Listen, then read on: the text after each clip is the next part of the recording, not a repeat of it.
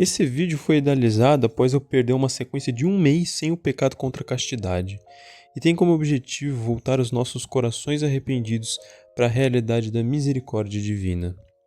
Eu vou sustentar meus argumentos em alguns trechos de obras específicas, a começar pelo Catecismo Maior de São Pio X. No Catecismo Maior existe um capítulo específico só para tratar do Santo Sacramento da Confissão, que pode e deve ser buscado por todos os que transgridem os mandos do Senhor, que têm culpa por seus pecados.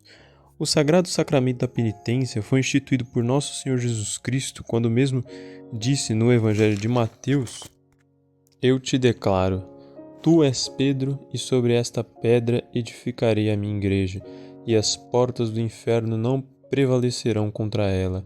Eu te darei a chave do reino dos céus.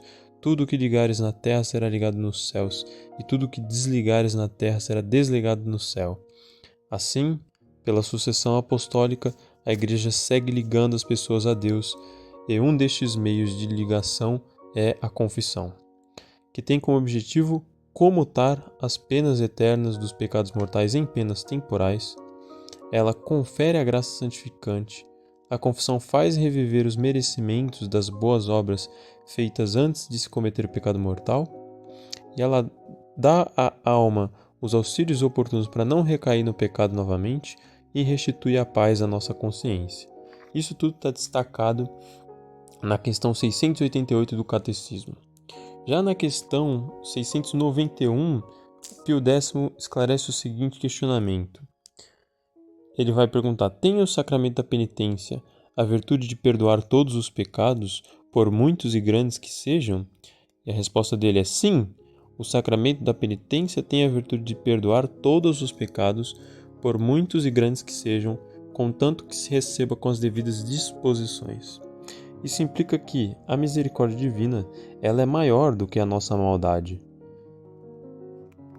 Só que para a gente bem receber o sacramento da confissão, a gente precisa de uma certa disposição na alma que possibilite-nos acolher o sacramento e receber o perdão divino. Então, na questão 692, o Pio X ele nos diz que para fazer uma boa confissão, nós devemos ter em nós 5 coisas. Primeiro, o exame de consciência. Segundo, a dor de ter ofendido a Deus. Terceiro, o propósito de nunca mais pecar.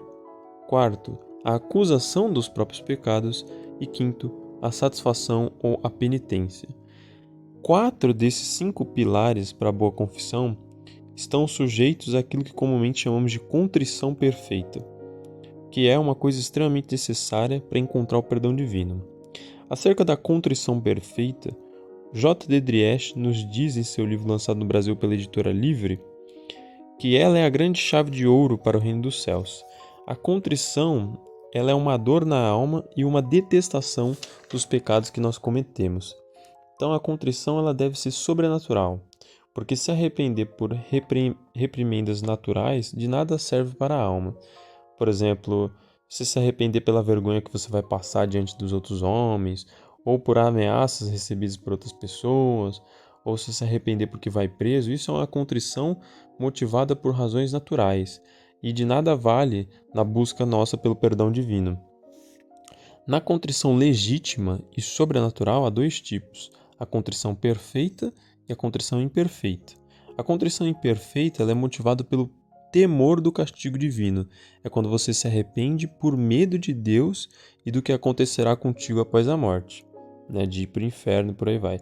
Já a contrição perfeita ela é motivada pelo amor que se tem por Deus, porque você entende que você ofendeu a Deus, que é sumamente bom e amável sobre todas as coisas.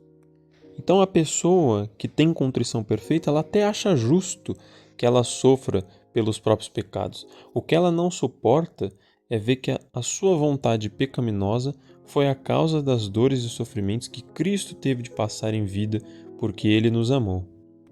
O J. D. Driesch vai dizer no seu livro o seguinte: a contrição imperfeita, fixamo-nos principalmente em nós e nas desgraças que, segundo a fé nos ensina, nos acarretou o pecado. Na contrição perfeita, fixamo-nos sobretudo em Deus, na sua grandeza, na sua formosura, amor e bondade, vendo quanto o pecado o ofende e que foi o pecado que lhe ocasionou tantos sofrimentos e dores para nos redimir. Na contrição perfeita não queremos unicamente o nosso bem, senão o bem de Deus. Aí na sequência, o padre vai comentar que quando Pedro negou o Divino Salvador, o Evangelho diz que ele saiu fora e chorou amargamente. Esse choro de Pedro não é porque ele pensou que passaria vergonha diante dos apóstolos. Se fosse assim, a dor do Pedro seria natural e sem nenhum mérito. Se ele chorasse por medo de perder seu cargo de apóstolo e o reino dos céus, seria contrição, porque tem causas sobrenaturais, mas a contrição de Pedro seria imperfeita, porque seria motivado pelo temor de perder algo. Só que é explicado que o choro amargo de Pedro se deu porque ele entendeu que ofendeu seu amado mestre, tão bom, tão santo, tão digno de ser amado, e ele, Pedro, se demonstrou ingrato em detrimento do amor que Cristo tinha por ele. Esse é um tema interessante, porque acerca do arrependimento de Pedro, Santo Agostinho também vai dizer algumas palavras. Ele diz no seu livro sobre o Sermão do Senhor na Montanha a seguinte coisa: tal diferença de pecados determina a distinção entre Judas que trai e Pedro que renega. Embora Judas tenha dito, pequei entregando o sangue inocente, mais facilmente recorreu em seu desespero à forca em vez de humildemente pedir perdão. Assim há muitos que até confessam que ofenderam a Deus, e de tal modo se irritam consigo mesmos que de fato gostariam de não ter pecado. Não obstante isso, não depõem o orgulho para poder humilhar e moer o coração até pedir perdão, e tal disposição de espírito, pelo imenso pecado que supõe, se há de crer seja o começo já de sua condenação. Aí fica demonstrado que Pedro, ao pecar, ele se humilhou e confessou seu erro. Por isso que ele chorou amargamente. Enquanto que Judas, ao pecar, reconheceu seu erro, mas não com contrição perfeita. Ele não quis se humilhar para obter o perdão divino. E ao desistir da salvação, ele pecou contra o Espírito Santo e morreu eternamente para Deus. Então, não basta para nós católicos sentirmos muito pelo que nós fizemos, nem mesmo compreendermos nossa falta diante de Deus, que sempre nos amou. A nossa ingratidão por ter ofendido Deus, ela precisa externalizar-se, precisa que demos um passo em direção a Deus e nos humilhemos pelo que fizemos. Daí fica demonstrado que nossa contrição é perfeita. O tema ele é muito mais extenso do que isso. Eu não falei sobre muitas coisas importantes que o Padre J. de Driest fala no livro dele, mas deu para ter uma noção básica sobre o tema. Eu gostaria de lembrar vocês de duas parábolas que Jesus contou no seu Evangelho que nos lembram a importância de nos arrependermos e voltar a viver na alegria de Cristo. A parábola, na verdade, do filho pródigo, ela com toda certeza é uma palavra corretíssima de Jesus acerca de quem nós somos. No 15º capítulo de Lucas, a gente tem duas parábolas, né? A parábola da ovelha perdida e a parábola do filho pródigo. Mas eu vou ler primeiro a do filho pródigo. Jesus disse: Um homem tinha 2 filhos. O mais moço disse a seu pai: Meu pai, dá-me a parte da herança que me toca. O pai então repartiu entre eles os haveres. Poucos dias depois, ajuntando tudo o que lhe pertencia, partiu o filho mais moço para um país muito distante, lá dissipou sua fortuna, vivendo dissolutamente. Depois de ter esbanjado tudo, sobreveio àquela região uma grande fome, e ele começou a passar penúria. Foi pôr-se a serviço de um dos habitantes daquela região, que o mandou para os seus campos guardar os porcos. Desejava ele fartar-se das vagens que os porcos comiam, mas ninguém lhes dava.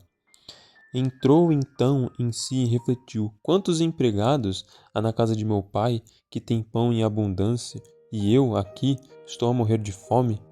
Vou me levantar e irei a meu pai, e lhe direi: Meu pai, pequei contra o céu e contra ti. Já não sou digno de ser chamado teu filho. Trata-me como a um de seus empregados. Levantou-se, pois, e foi ter com seu pai. Estava ainda longe quando seu pai o viu, e movido de compaixão, correu-lhe ao encontro, o abraçou e o beijou. O filho lhe disse então: Meu pai, pequei contra o céu e contra ti, já não sou digno de ser chamado teu filho. Mas o pai falou aos servos: Trazei-me depressa a melhor veste e vestilha, e ponde-lhe um anel no dedo e calçado nos pés. Trazei também um novilho gordo e matai-o. Comamos e façamos uma festa. Este meu filho estava morto e reviveu, tinha-se perdido e foi achado. E começaram a festa. O filho mais velho estava no campo. Ao voltar e aproximar-se da casa, ouviu a música e as danças. Chamou um servo e perguntou-lhe o que havia. Ele lhe explicou: voltou teu irmão, e teu pai mandou matar um novilho gordo, porque o reencontrou são e salvo. Encolerizou-se ele e não queria entrar, mas seu pai saiu e insistiu com ele.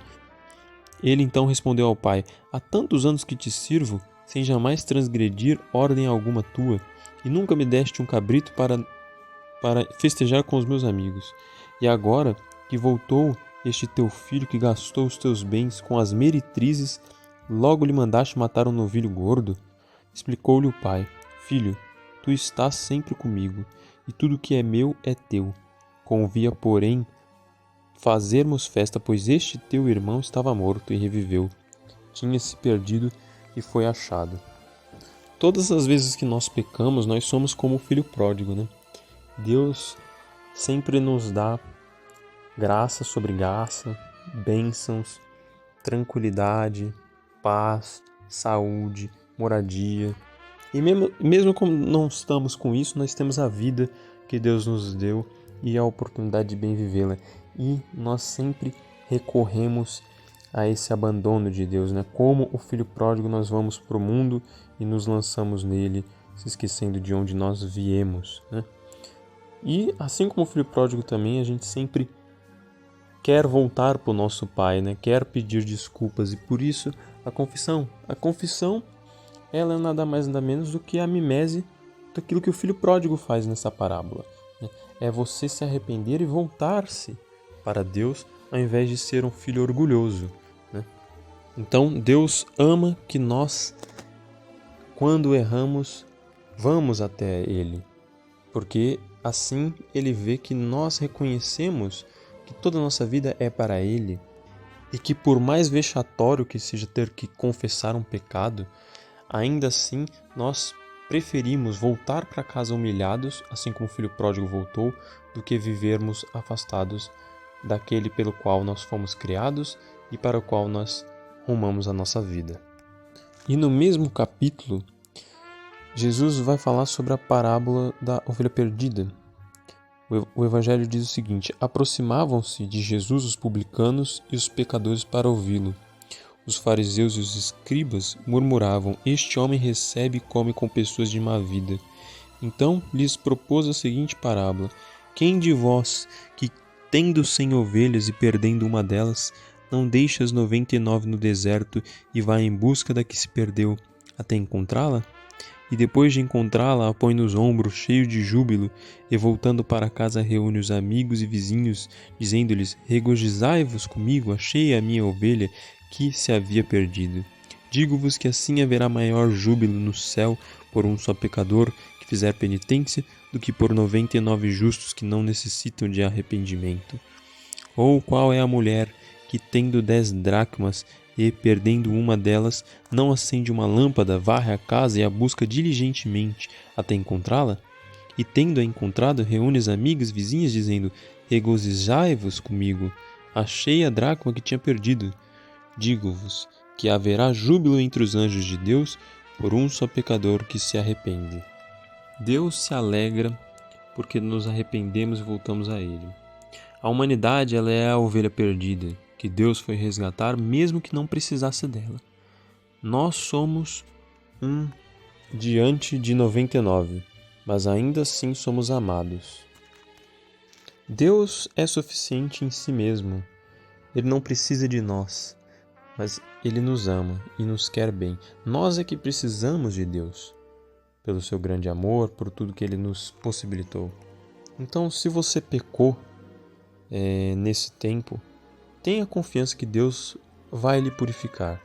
Não se desespere por conta dos seus pecados, dos seus vícios, das suas más inclinações.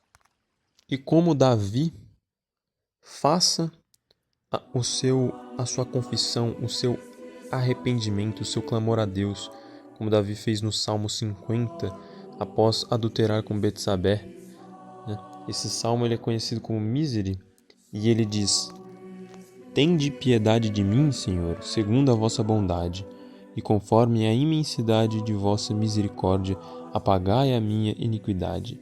Lavai-me totalmente de minha falta e purificai-me de meu pecado.